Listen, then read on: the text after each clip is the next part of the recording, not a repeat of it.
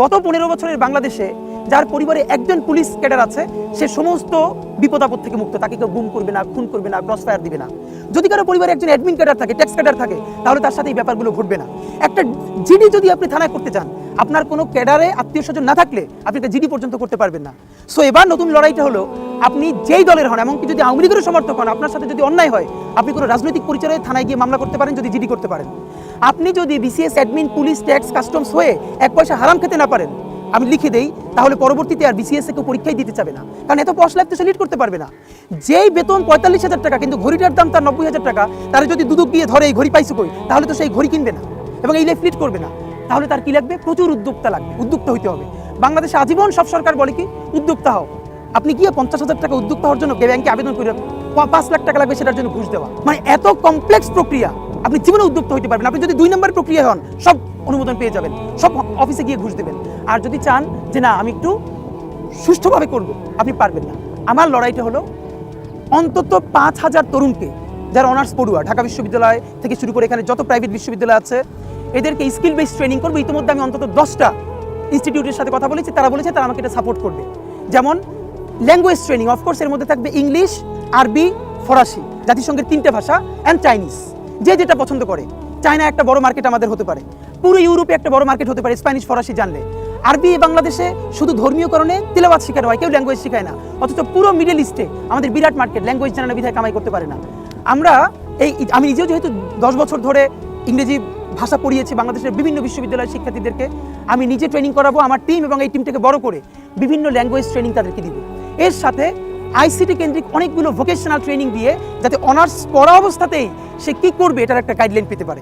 এবং আমাকে ইতিমধ্যে বাংলাদেশের 10টা ফার্ম আমার এই আলোচনাটা শুনে তারা ইতিমধ্যে যোগাযোগ করেছে। আমি যদি শুরু করি, তারা আমাকে বিনামূল্যে এই সাপোর্টটা দিবে, তরুণদেরকে এম্পাওয়ার করব। আর একটা কথা বলে রাখি, ঢাকা আর্টের কোনো প্রান্তে চাঁদাবাজি হবে না, এটা আমি আপনাকে বলে রাখি। সিন্ডিকেটটা তো অনেক বড়, সব আমি বন্ধ করতে পারবো কিনা জানি না। 2টো কাজ পারবো। নাম্বার 1, ঢাকা আর্টের একটা সবজিওয়ালা, ভ্যানওয়ালা কাছ থেকে যদি কেউ চাঁদা তোলে, আমি ওসমান হাদি সেটা শুনলে আমার টিম নিয়ে সেখানে গিয়ে দাঁড়াবো। তার কাছ থেকে চাঁদা তুললে আমার গায়ে হাত দিয়ে তুলে তারপরে দিতে হবে। আর যদি অনেক রাঘব বোয়াল হয়, যিনি নিজে যান না, তার লোক পাঠান, তাহলে তার নামটা তো জানবো। সংসদে না 10 বার এমপি হওয়ার কোনো দরকার নাই। জীবনে ইম্প্যাক্টফুল কাজ 1 বার 2 বার করতে পারলেই হয়। এটা আমি আগেও বলেছি, আবারও বলি, যেই রাঘব বোয়ালরা তাদের ছানাপোনা পাঠিয়ে চাঁদাবাজি করাবেন ঢাকা আর্টের মধ্যে, আমি সংসদে দাঁড়াইয়া বিসমিল্লাহ বইলা প্রত্যেকের নাম প্রকাশ করে দিই। এরপরে যা আছে কপালে আমার হবে, এইটা আমি করবোই। নাম্বার 3, পুরো বাংলাদেশের চিকিৎসা ব্যবস্থার হাব হলো শাহবাগ, শুধু ঢাকা আর্টের না, পিজি, বারডেম, ঢাকা মেডিকেল, এমনভাবে সিন্ডিকেট করে রাখা হয়েছে। চিকিৎসা তো চিকিৎসা, আপনি মরে গেলে আপনার লাশটা পর্যন্ত নিয়ে অ্যাম্বুলেন্স সিন্ডিকেট করা হবে। আপনাকে চাওয়া হবে 20,000 টাকা, ওই 20,000 টাকার কমে যদি কোনো 15,000 টাকা যেতে চায়, আপনার লাশ সেখানে তুলতে দিবে না। আপনি চিন্তা করেন, এমন দেশে আমরা আছি।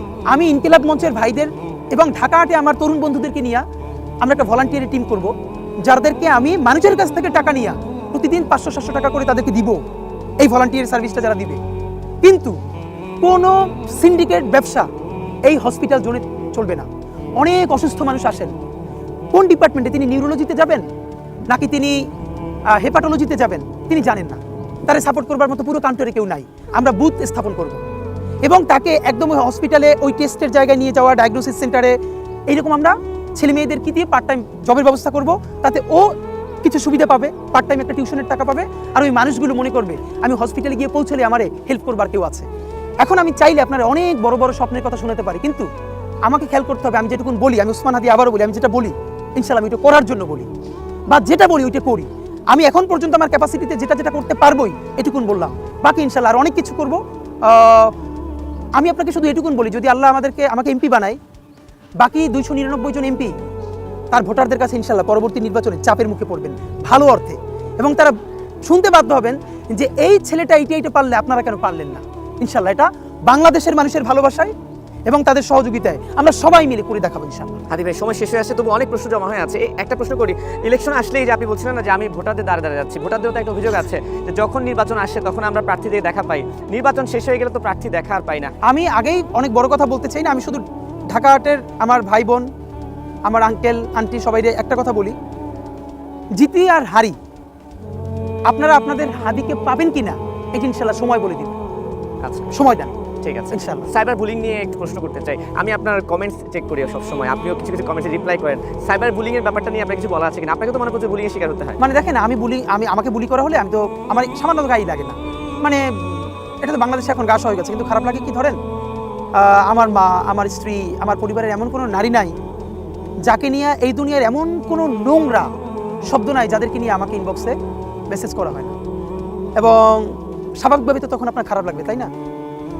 তো মাঝে মধ্যে হতাশ হই, কিন্তু এখন হতাশ হই না, বরং আমি সাইকিটা বুঝতে পারি যে আমার একটা কথা অপছন্দ হওয়ার কারণে আপনি আমাকে গালি দিতে পারেন অফকোর্স, কিন্তু আমাকে গালি না দিয়া যখন আপনি আমার মা, বোন, আমার স্ত্রীকে গালি দিচ্ছেন, এর মানে হলো আমাদের একটা তুমুল লড়াই করতে হবে সামাজিক মনস্তত্ত্ব পরিবর্তনে। আমি এইটা বুঝবার চেষ্টা করি যে এই যে সে গালিটা দিতে পারছে, সে মোটিভেটেড হচ্ছে। অপরাধ করলেন আপনি, কিন্তু গালি দিচ্ছে আপনার মাকে, এইটা তো একদিনে তৈরি হয় না, একদিনে ভাঙবেও না। তখন আমি গভীরভাবে বুঝবার চেষ্টা করি যে আসলে কি করলে পরে আগামী 20-30 বছর পরে আমি অপরাধ করলে যেন আমাকেই গালি দেয়, আমার পরিবারের মা বোন গালি না শোনে, সেই জায়গাটা আমরা পৌঁছতে পারবো কবে? তো আমি বরং এগুলোকে এখন এভাবে বুঝবার চেষ্টা করি যে কি কাজটা করলে পরে, কোন লড়াইটা করলে পরে আমরা ওই বাংলাদেশটা করতে পারবো। আমাদেরকে একটা লড়াই করতে হবে। আমি পার্সোনালি কষ্ট পাই না, কিন্তু দেখেন আমাদের জুমা, আমাদের মেয়েরা যারা আমাদের সাথে অ্যাক্টিভিজম করে, দেখেন বুলি করা তো ভিন্ন কথা, তাদেরকে নিয়ে ফেক বানানো হয়।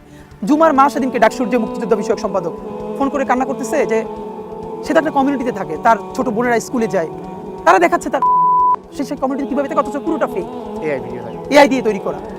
খুব কঠিন লড়াই, খুব। কিন্তু এখানে যে বিষয়টা তুলতে চাই, তাহলে ধরুন আমরা সাইবার সুরক্ষা আইন নিয়ে যেটা হয় কি, যখনই মামলা হয় তখনই আবার বলা হয় যে বাক স্বাধীনতায় হস্তক্ষেপ। এখন গালি দেওয়া মানে কি বাক স্বাধীনতা, বা এটাকে আসলে কন্ট্রোল করা যায় কিভাবে? দেখেন এইটার ব্যাপারে এইটা খুবই কঠিন, খুবই কঠিন। আমি আপনাকে অন্তত এটুকুন বলতে চাই, ধরেন একদম নামে আইডি যে ব্যক্তি পরিচিত, তিনিও তো অনেক সময় বুলি করছেন, খারাপ কথা বলছেন, তার ব্যাপারে তো আপনি অ্যাকশন নিতে পারেন। আর যদি আপনি আমাদের ওই সাইবার সিকিউরিটিটা যদি তৈরি না হয়, এটার ভয়াবহ বিপর্যয় তৈরি হবে নির্বাচনের সময়। দেখবেন এআই দিয়ে এত বাজে বাজে পলিটিক্যাল কাওয়াজ তৈরি করা হবে, আল্লাহ না করুক এইসব ফেক ভিডিও যে ফেক, তাও তো গ্রামের লোকজন বুঝবে না, তারা একে অপরকে হয়তো খুন করা পর্যন্ত পর্যায়ে চলে যেতে পারে। সুতরাং বাংলাদেশের সামনের আমি যেটা মনে করি, সাইবার সিকিউরিটি সব থেকে বড় গুরুত্বের জায়গা দিয়ে দেখা দরকার, যাতে করে র্যাপিড রেসপন্স নেওয়া যায়। এইরকম কোনো পেজ তৈরি করলে সাথে সাথে ব্লক করলে তাদেরকে যেন আইনের আওতায় আনা যায়, এটাই এখন আমাদের সব থেকে বড় ভাবনার বিষয়। আর একটু আগে দেখছিলাম প্রায় একা একে আপনি শুটিংয়ে আসছিলেন, আপনার সঙ্গে দেখা হচ্ছিল প্রচারণা শেষ করে, এই যে একা একা চলাফেরা করছেন, জীবন নিয়ে শঙ্কায় ভুগেন না কখনো? যে মনে হয় না যে জীবন নিয়ে তো শঙ্কা আছে। ধরেন এখন আমি জীবন নিয়ে শঙ্কা যদি করি, প্রথমত হলো আমি তো আমার কাজে সারাদিনই একা ঘুরতে হয়, কখন আমার সাথে 10টা ছোটো ভাই থাকে, কখন আমি সারাক্ষণই একা থাকি। দুইটা ব্যাপার দেখেন, আমি যখন রিক্সায় যাই তখন একজন মাছওয়ালা আমার হাদি ভাই বলে যখন ডাক দেয়, গতকালকে আসছিলাম, আমি আপনার মাধ্যমে বলে রাখি যদি ভিডিওটা শুনে, রিক্সাটা অনেক জোরে আসছিল, একটা দোকানের সামনে থেকে বাচ্চাটা ওর কণ্ঠ শুনে বুঝতে পারছি 8 বা 9 এর হবে, আমি থামাইতে পারি নাই, ও দোকানের মধ্যে কিছু খাচ্ছিল, জোরে হাদি ভাইয়া বলে জোরে একটা চিৎকার করছে। আমার কালকে রাত থেকে খুব খারাপ লাগতেছে যে আমি থামাইয়া ওকে রেসপন্স করতে পারলাম না। আমার ডাকটা শুনে মনে হয়েছে যে ওর এত আপন কাউরেও এরকম করে ডাকছে, এটা তো আপনি পয়সা দিয়ে পাবেন না। সুতরাং ওই পরিমাণ সুরক্ষার মধ্য দিয়ে গেলে এই যে মানুষের সাথে মানুষের কাছ থেকে লেসন নেওয়া, এটা তো বন্ধ হয়ে যাবে।